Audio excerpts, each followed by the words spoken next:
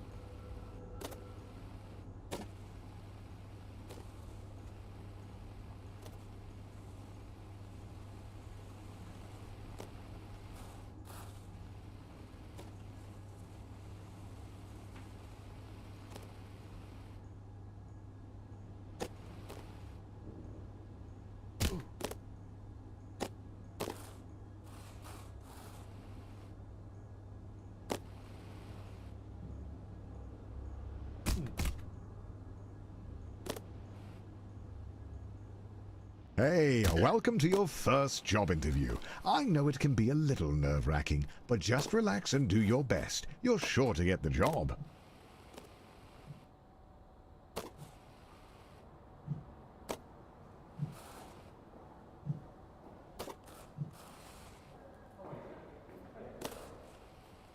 Congratulations, you've completed the interview process. Unfortunately, the company needs you to do a take-home interview. I see a note here that says, "Sorry for making you jump through all these hoops." Oh, yeah. So the company just needs one more interview. The note here says, "Last one, we promise." And to ignore the hoops on fire. That's just a technical bug in their hiring system. There it is, the offer letter. You grab the letter and read it out loud. We regret to inform you that the role has been filled. Going back to square one always stings, but you're not alone. This happens to everyone at some point in their lives. Luckily, your mom says that your Uncle Gerald has a friend who can hook you up with a job at their warehouse. I know it's your birthday, but the company saves money when the new hires do their training on Saturday nights. So, it's time to get to work.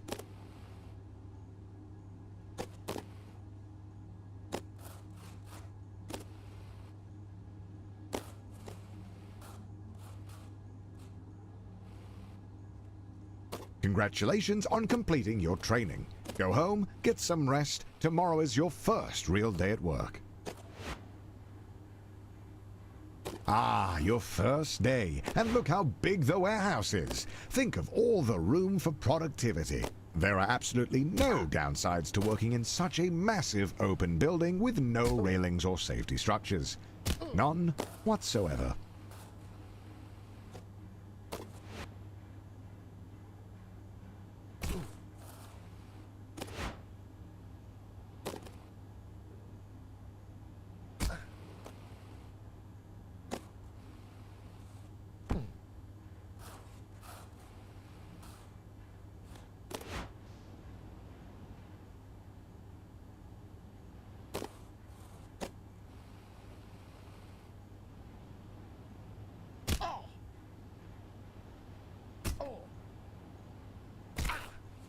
Oh, don't worry. Everyone falls from the 14th floor on their first day. It's a rite of passage.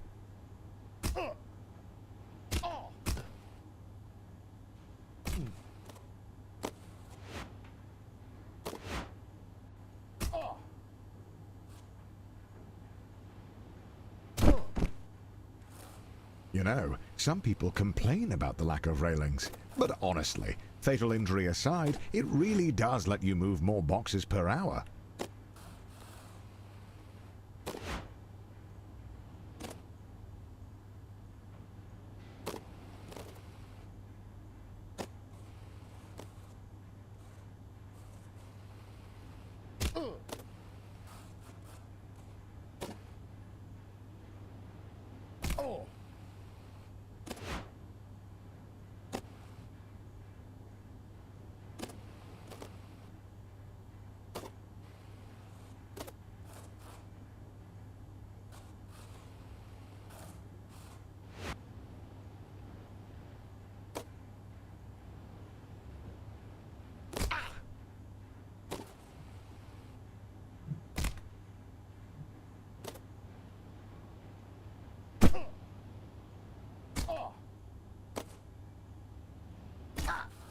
Good news! Management has really noticed how you're willing to take one for the team. They're saying if you keep at it, you can get a pay raise.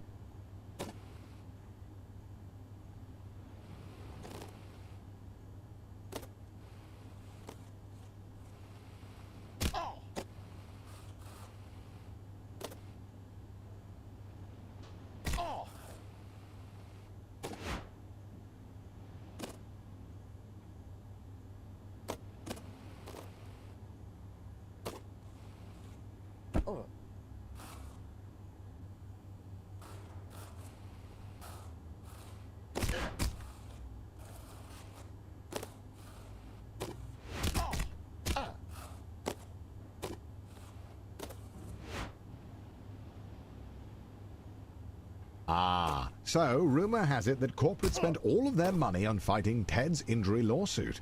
So they've thrown you a pizza party instead, which, according to your boss, is arguably better.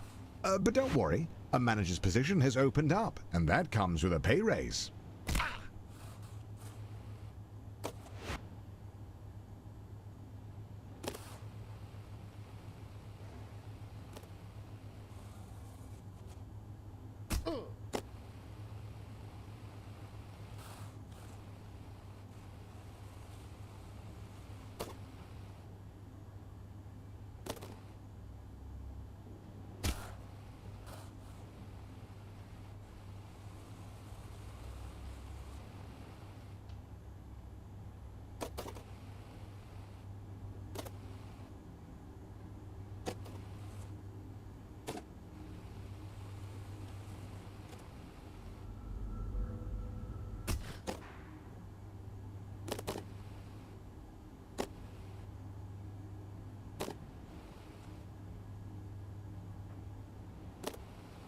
Your mom walks into your room with a letter.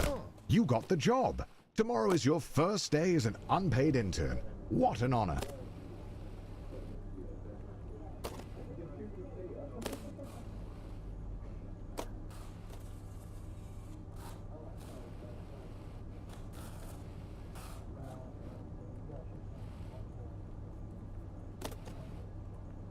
This training is absolutely essential. Daryl needs his coffee to be piping hot.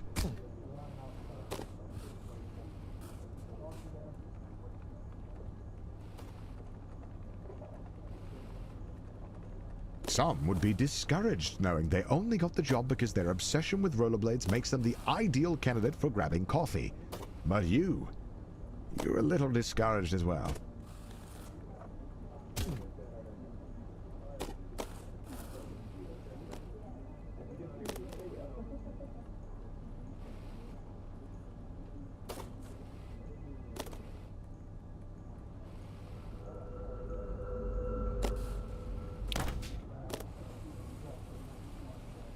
Congratulations, you've finished training. Now the real work begins.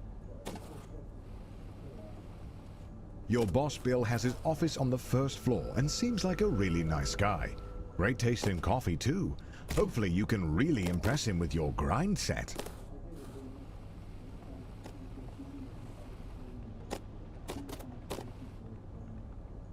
At the all-hands meeting, your boss Bill announces that you've been chosen for the in-house interview, which, according to him, is just a bunch of softball questions since it's really more of a formality than anything.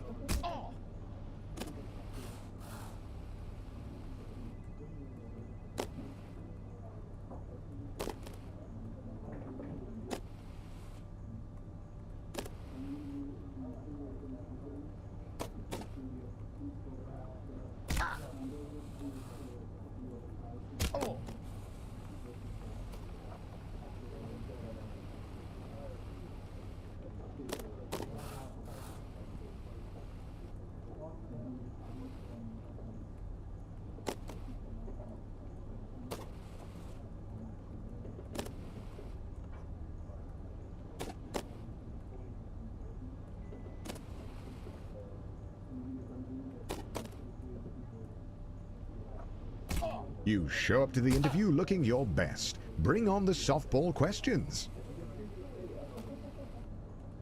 Question 1. What's your biggest weakness? The podcast you've been listening to tells you that never breaking eye contact establishes dominance. You're so distracted by the need to blink that you forget to answer the question.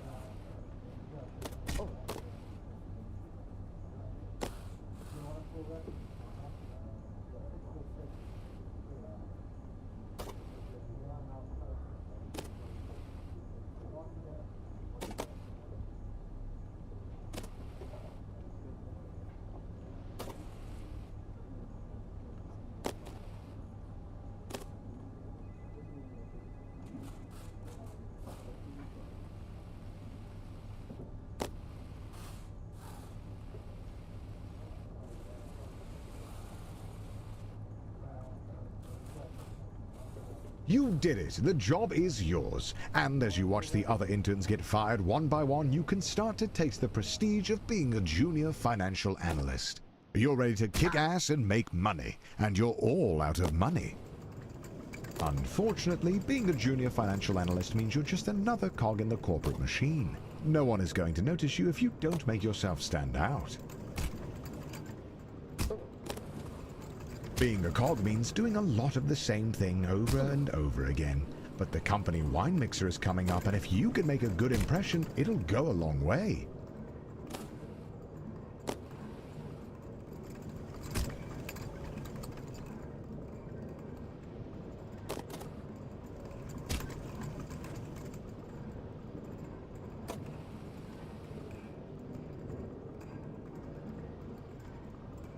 After spinning your wheels for a year, you finally get invited to the company mixer. Rubbing shoulders with middle management has you inspired. You want to be one of them.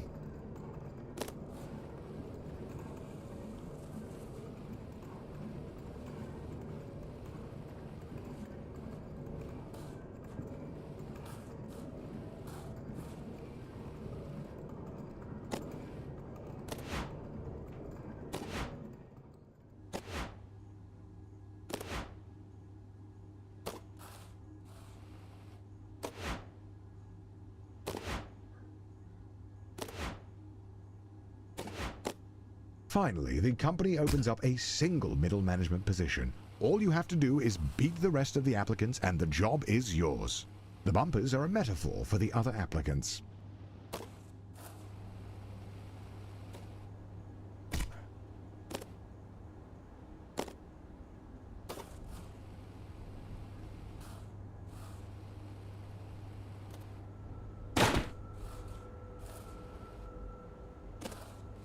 The second round of interviews cuts out 90% of the applicants. The herd has been thinned out and you're still standing strong. Wait, somehow Ted is in the running? When did he get a job here? It doesn't matter, just stay focused and get that job.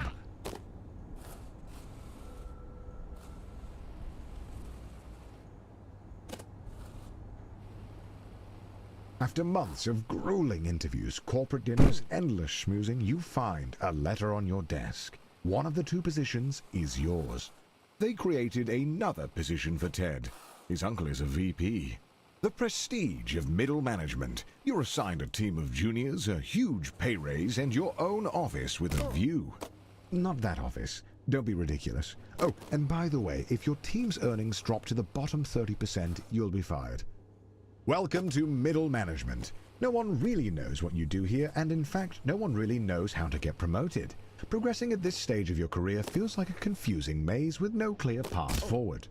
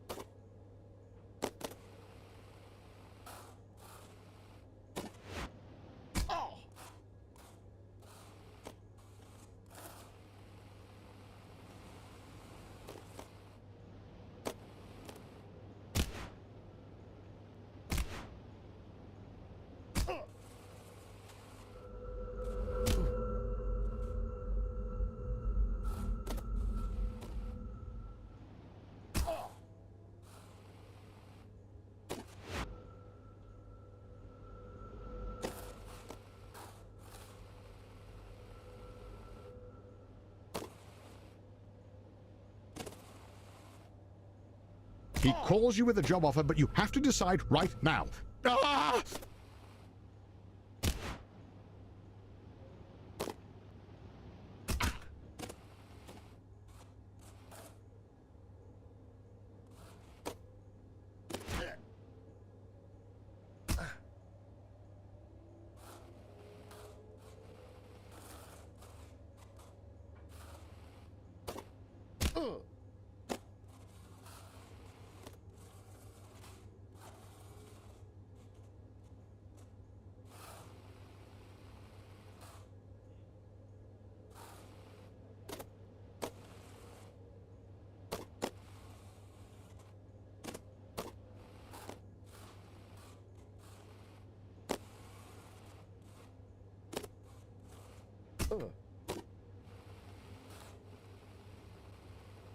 You hear about the Doinkler portfolio.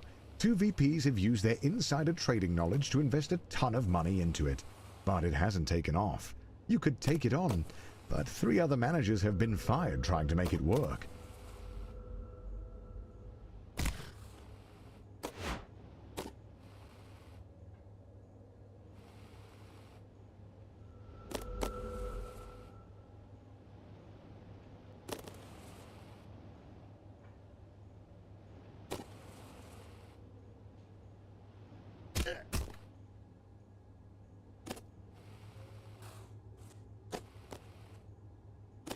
You are desperate to become a department head and decide to take on the Doinkler portfolio.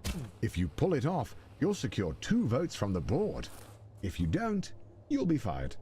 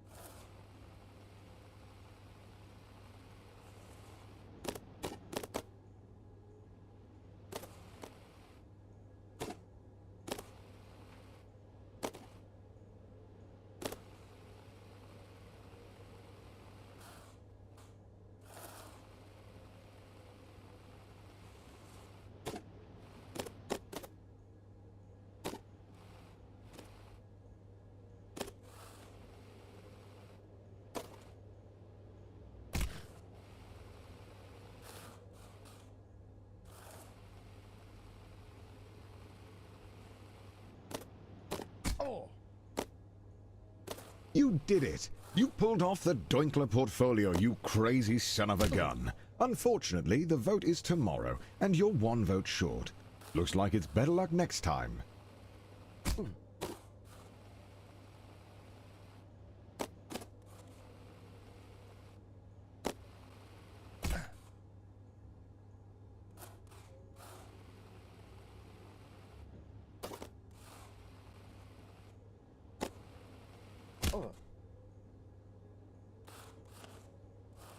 You're still convinced that being a full-time YouTuber is for absolute degenerates. But he was such a class act that it was enough to sway the vote. You are the new department head.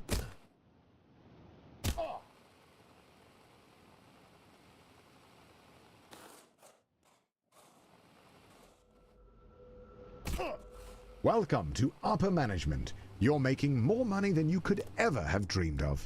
You drive a fancy car, fancy blades, fancy suit. But if you thought that you would be working less, you'd be wrong. If you aren't constantly pushing ahead, you're likely to fall.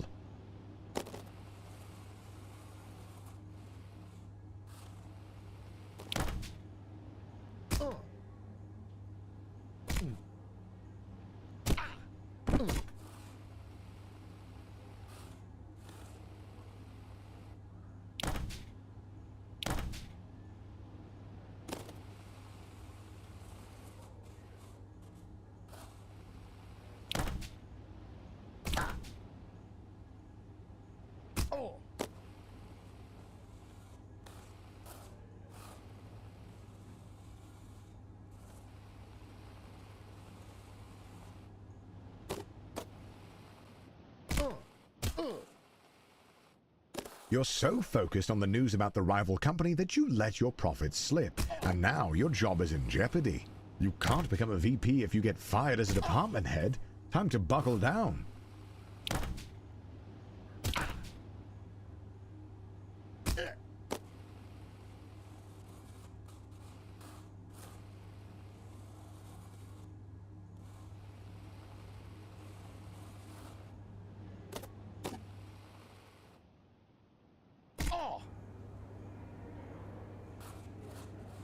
The FBI sweep the whole leadership team into prison, just as you thought. They need a new VP. And as the first candidate to apply without a criminal record, you're instantly chosen. They don't even look at your resume.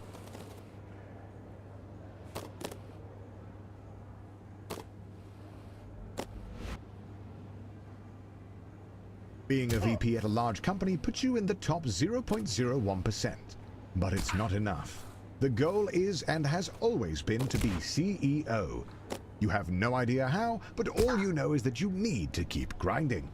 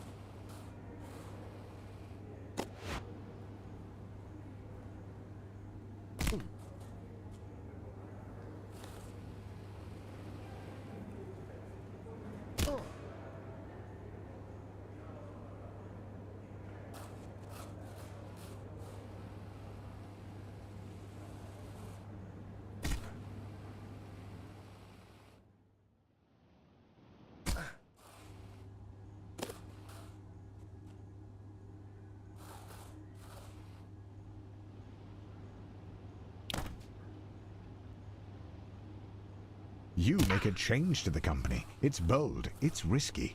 AAA stocks inside AA bonds with chip bond stock bond chips is something no one would ever dream to do.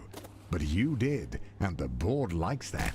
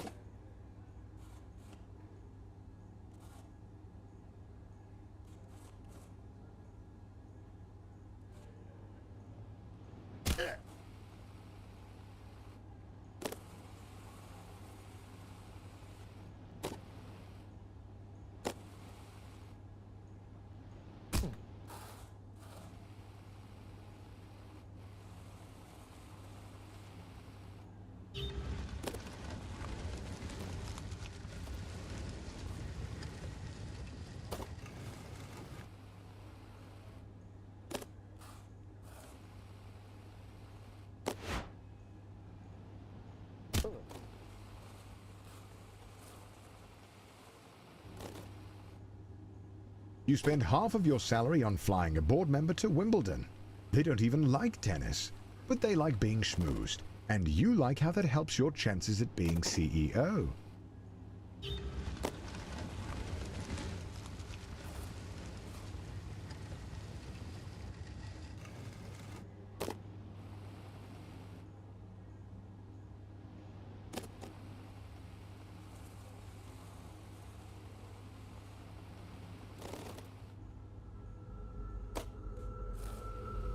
The economy is in a downturn, and the company is losing money hand over fist, except for your department.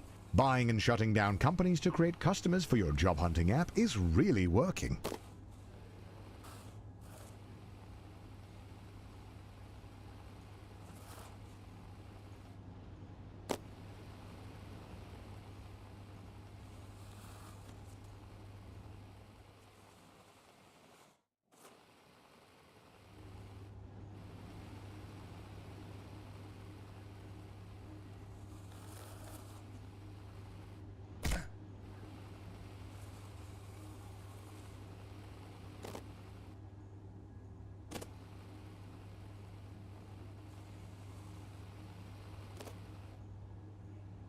The CEO of your old company is considering retirement.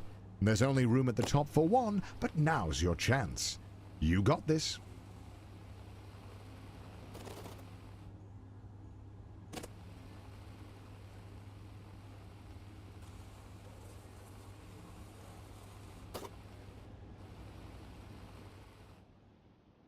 Just before the CEO of your old company retires, he gets arrested for embezzlement. But you've been schmoozing the board of directors for years, taking on hard portfolios, buying dinners at the country club, and turning a blind eye to embezzlement. You're ready to take the leap. All of your hard work has finally paid off. The board of directors have voted, and you are appointed the CEO. The journey is over. You have climbed the corporate ladder.